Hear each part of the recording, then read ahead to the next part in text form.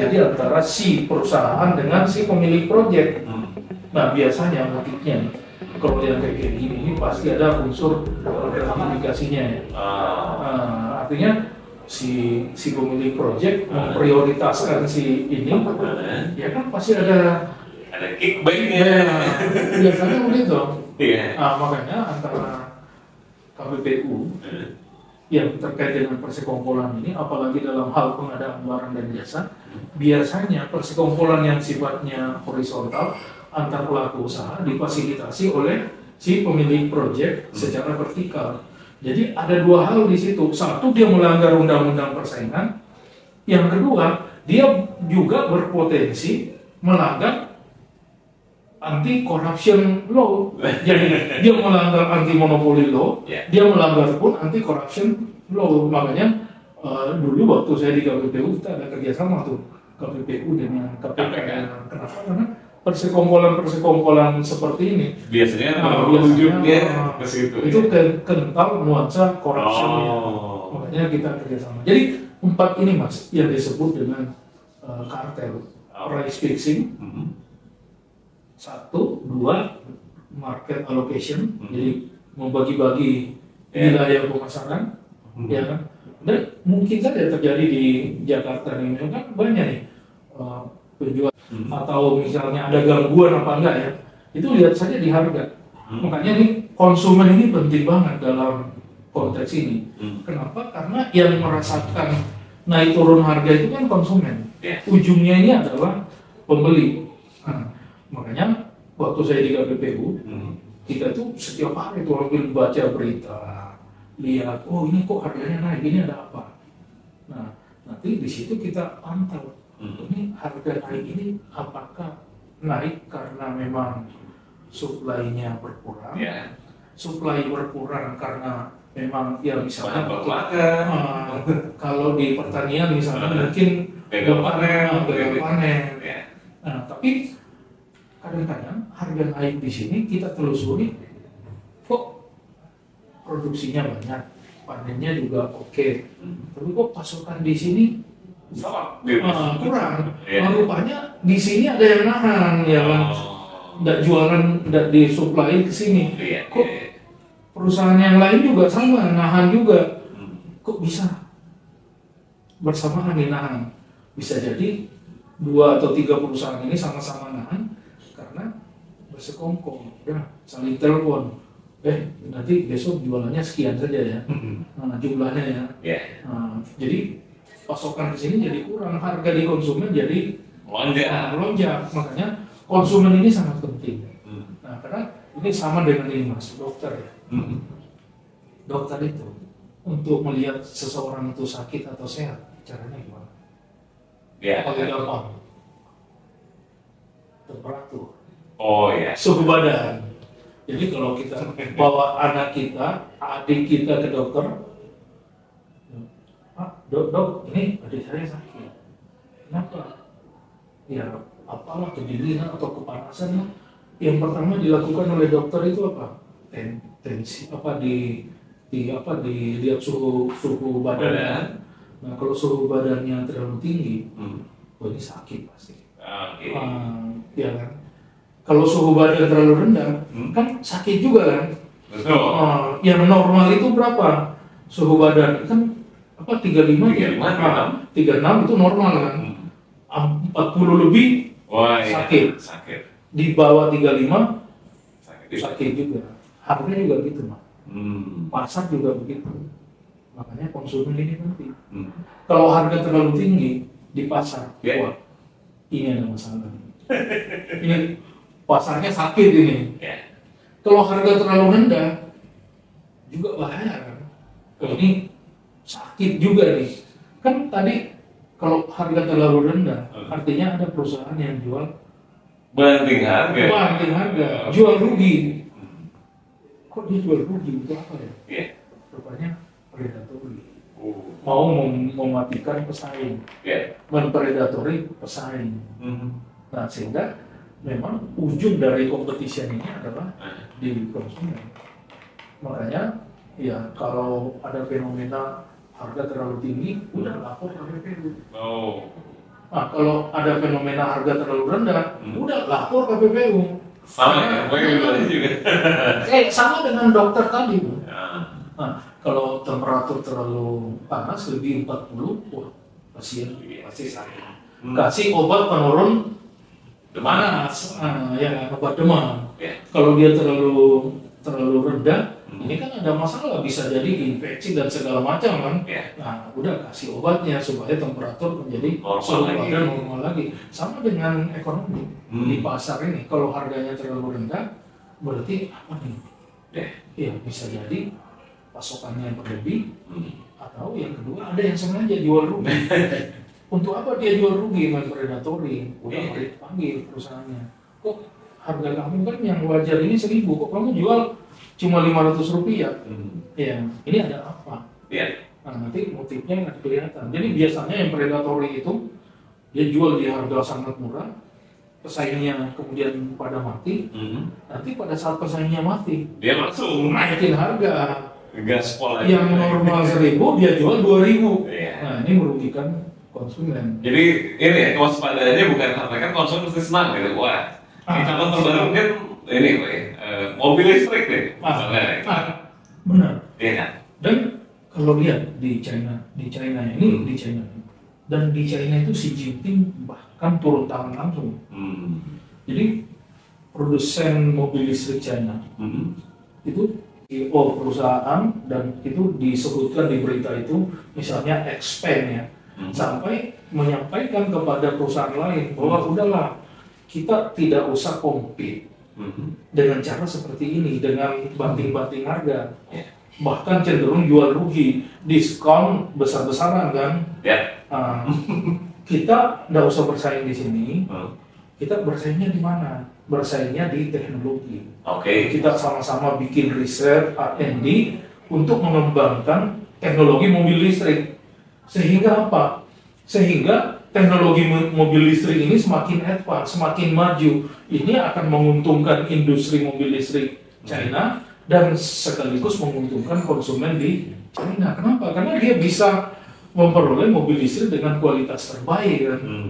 Dan ini ini yang disebut dengan, ini saya pernah tulis nih, itu yang disebut dengan involutionary competition. Involutionary competition itu apa? Involutionary competition itu adalah persaingan race to the bottom. Jadi persaingan yang membawa industri ini kembali ke dasar. Industrinya udah maju, ya kan? Terus kembali ke dasar. Terjun payung.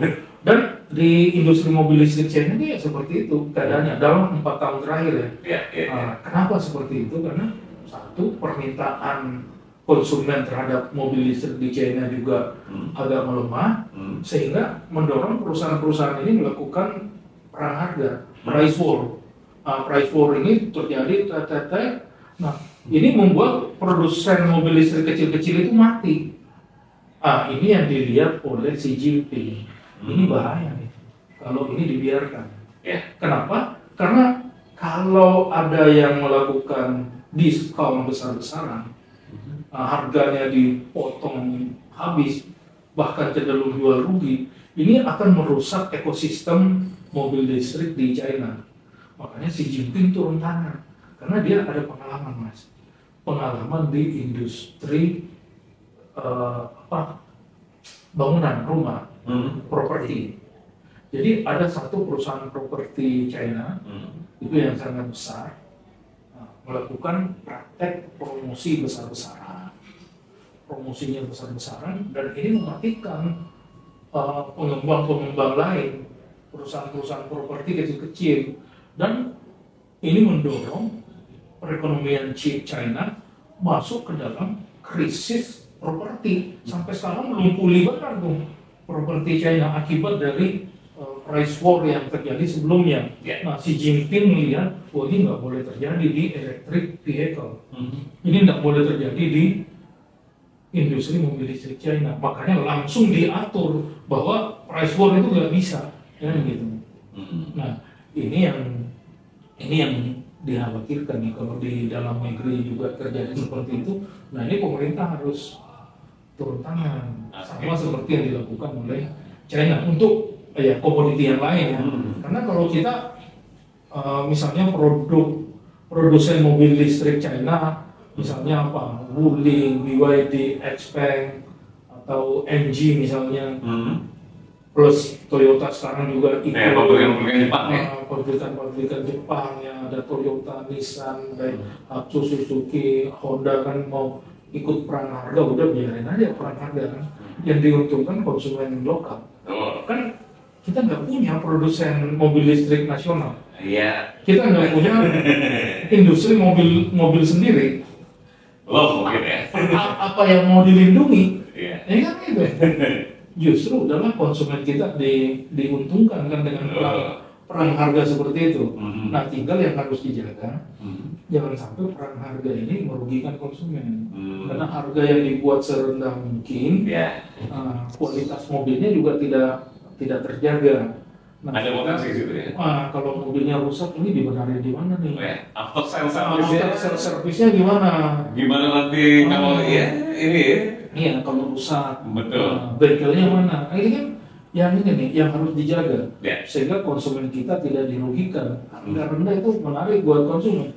Toh kita nggak ada beda sama Eropa sama Amerika. Jadi pada saat produsen mobil China terbesar misalnya BYD itu, dia kan akhirnya expand ke luar negeri. Nah, dan ini diskon gede-gedean kan. Makanya penjualan BYD sampai semester pertama 2025 itu meningkatnya luar biasa kan. Itu kalau saya baca di mobil listrik dari China. Untuk apa? Untuk melindungi produsen mobil listrik yang ada di Eropa maupun Amerika. Karena memang kalau misalnya Jerman kan punya apa BMW, ada Mercy, ada yang lain kan mereka. Di Prancis juga seperti itu, di Amerika juga ada Tesla kan. Nah, ini harus dilindungi dengan cara apa? Menaikkan pajak impor untuk mobil dari China itu supaya tidak merusak ekosistem mobil listrik di Amerika dan di Eropa. Tapi kalau di Indonesia apa? Kita nggak punya kita nggak dikenai tarif, malah yang rugi konsumen membeli mobil listrik pada harga tinggi. Nah udah biarin aja mereka perang di sini. Untuk yang diuntungkan konsumen kita karena bisa membeli mobil listrik pada harga yang murah. Tinggal consumer protection-nya ini yang harus dijaga. Jangan sampai harga terendah itu membuat kualitas mobilnya jadi tidak sama dengan yang dijual di Eropa, di China sendiri atau di Amerika. Ini harus konsisten. Kemudian yang kedua ya tadi after sales-nya gimana, kalau rusak dibenarin bagaimana kan, kayak gitu. Itu yang harus benar-benar diawasi. Tapi kalau mereka perang udahlah biarin aja perang. Toh kita nggak ada industri manufaktur kita yang harus dilindungi ya. Oke.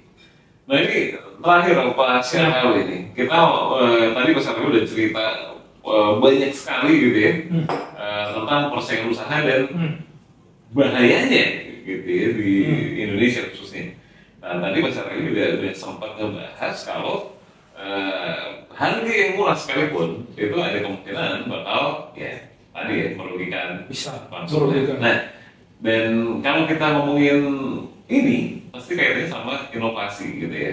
Dengan harga konsumen pasti maunya harga yang semurah-murahnya tadi seperti Mas Arif bilang, apalagi di Indonesia kalau industri yang belum ada ya udah biarkan saja kan konsumen yang akan mendapatkan keuntungannya. Cuman gimana caranya? Apakah ada usulan atau strategi yang kira-kiranya persaingannya tetap sehat, harganya juga terkendali, tapi inovasinya tetap jalan. Ini Pak Prabowo kan selalu bilang 2028-2029 ekonomi Indonesia harus tumbuh sebesar 8%. Iya. Untuk mendorong pertumbuhan ke 8%, ini kan tindakannya harus membangun sektor manufaktur yang kuat. Nah, sektor manufaktur kita bisa kuat. Salah satu basisnya itu adalah innovation. Innovation itu basisnya apa? R&D. ada insentif bagi perusahaan-perusahaan sektor manufaktur kita untuk R&D, innovate, ya, sehingga dia bisa efisien. Kalau ada kompetisi di riset dan pengembangan, research and development itu ada kompetisi. Jadi kalau saya bersaing dengan si A, si B, si C, maka yang harus saya lakukan apa? Sebagai bisnismen harus mendorong supaya harga itu turun kan, supaya barang saya kualitinya lebih baik dengan harga yang lebih rendah, dan menjadi pilihan utama konsumen. Nah, supaya bisa seperti itu apa yang dilakukan?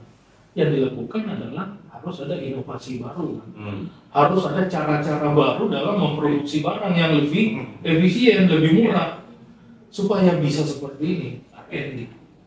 Dan ini pengalaman Korea, China, Jepang. Banyak sekali ya Banyak dari sana. Coba bayangkan Korea itu berapa anggaran R&D-nya mereka sekarang? Dari GDP, dari gross domestic product, dari total income negara itu berapa? Sulit untuk 4,9%. 4,9% dari total GDP dia. Gede banget. Dari total pendapatan nasional Korea itu. Iya. Itu spending on R&D yang dilakukan oleh private sector maupun oleh public sector. Dan Indonesia di berapa? 0,42. Yang jauh sekali dari 4,9, yang satu 0,4. Kenapa seperti itu? Tahu nggak? Karena perusahaan Korea compete-nya di seluruh dunia. Dia advance benar, teknologinya harus benar-benar terbaik untuk menghasilkan seperti ini. Itu kan hanya bisa dari R&D. Inilah ini yang kita nggak punya di Indonesia. Makanya kalau lihat Mas, GDP kita, gross domestic product Indonesia itu, ini kan satu, ada sektor pertanian, ada sektor manufaktur, perdagangan dan jasa, pertambangan, ada paling tidak ada 9 sektor keuangan. Nah, yang paling dominan dari sektor-sektor itu masih sektor primer. Pertanian, pertambangan, manufaktur kita hanya berapa? Manufaktur kita itu hanya 18% dari total GDP kita, 18 sampai 22%. Nah ini kan bagaimana mau tumbuh sebagai negara industri baru kalau kontribusi sektor manufakturnya hanya 18 sampai 20%. Ini nggak mungkin. Nah ini yang harus dinaikin. Dan yang terjadi kalau kita lihat data statistik ini, dari tahun 2000-an sampai sekarang, kontribusi sektor industri manufaktur kita itu terhadap total perekonomian nasional kita dari waktu ke waktu menurun, bukannya naik. Padahal kan untuk masuk dalam kategori negara maju, dia manufakturnya harus melebihi yang lain. Nah itu terus sama dengan Korea. Korea itu kan dibangun dari sektor manufaktur yang kuat, makanya produk mobil Korea kan menguasai di mana-mana. Terus produk ini Mas, semikonduktor, chip, yang digunakan di handphone, digunakan di teknologi terbaru, sampai teknologi pesawat kan, pakai chip itu diproduksi dari teknologi industri semikonduktor Korea. Yang menguasai semikonduktor dunia kan Korea, Jepang, Taiwan, China, Amerika, Belanda, Jerman kan. Nah kita nggak ada di dalamnya. Nah ini kenapa seperti itu? Karena inovasinya kita nggak jalan, R&D-nya tidak ada. Nah, makanya dari dulu saya selalu bilang, dan ini bukan yang saya bilang Mas, ini peraih hadiah Nobel ekonomi. Itu kan ada yang disebut dengan endogenous growth model, pertumbuhan yang endogen. Endogen itu maksudnya apa? Bahwa suatu negara harus bertumbuh dengan mengandalkan kapasitas dari perekonomian negara yang bersangkutan. Nah, salah satunya kapasitas itu muncul dari mana? R&D. innovation. Nah, ini yang nggak jalan di kita. Bagaimana mau mengharapkan sektor manufaktur yang kuat dan impact-nya kemana-mana loh. Nah, makanya ini edisi ini juga nih Mas, edisi Merdeka Ekonomi kata Pak Prabowo kan. Kalau mau merdeka secara ekonomi, apa yang harus kita lakukan? Udahlah, sektor manufaktur harus kuat. Kemudian yang kedua, ini harus ditopang oleh inovasi nasional yang kuat, harus ditopang oleh program R&D yang memang terstruktur, support dengan industri, sama dengan yang dilakukan China sekarang. Coba dulu pendaftaran paten secara global itu yang menguasai siapa? Amerika. Sekarang siapa? China. Peringkat universitas global sekarang kan salah satunya dilihat dari program riset kan? Di 10 besar dulu mana ada universitas di luar Amerika sama Eropa. Sekarang China. Ada China di situ. Kenapa bisa? Karena salah satunya R&D mereka itu spending on R&D-nya naik secara dramatis. Kemudian jumlah pekerja di bidang R&D juga semakin meningkat. Jadi populasi orang yang bekerja di bidang riset dan pengembangan itu juga sangat. Makanya inovasinya China luar biasa, kaget-kaget. Terasa sekali infrastrukturnya luar biasa. Teknologi untuk bangunan, jembatan, jalan itu kan luar WUS lah. WUS misalnya yang teknologi China dulu dikuasai oleh Jepang kan kalau di Asia. Sebelumnya ada Jerman, ada Inggris atau di Eropa lah. Nah, sekarang China. Dan ini kualitasnya sangat bagus. Dan saya kira itu hasil dari untuk support inovasi supaya sektor manufaktur kita bisa berkembang, efisien, dan bisa bersaing di pasar global. Gitu. Oke, terima kasih banyak Pak Syarkawi, insight-nya menarik banget nih soal bagaimana kita harus peka dengan persaingan pasar ya. Persaingan usaha juga tadi udah diceritakan dari historikalnya sampai apa yang harus dilakukan supaya ya kita tetap berada di gelombang yang sehat sekali gitu. Dan kalau misalnya nih Stransoft punya pertanyaan terkait persaingan usaha nih dan mau ngobrol sama Pak Syarkawi nih, bisa kemana deh Pak Syarkawi? Ada media sosial mungkin? Ya bisa di Instagram, saya ada Instagram itu bisa kita. Di mana Instagramnya? Di Muhammad Syarkawi Rauf. Oke, Muhammad Syarkawi Rauf ya. Silakan nanti kita tulis juga di kolom deskripsi atau munculkan di sini ya. Atau bisa ke Stance ID. Boleh. Nanti kalau ada isu-isu yang pengen dibahas oleh Pak Syarkawi juga beberapa kali menulis ke Stance. Silakan kirim DM Instagram, nanti Pak Syarkawi akan menjawabnya lewat tulisan atau lewat sesi seperti ini lagi. Oke, kalau begitu kita cukup sampai di sini dulu. Terima kasih sekali lagi Pak Syarkawi, insight menariknya. Sampai ketemu di lain kesempatan.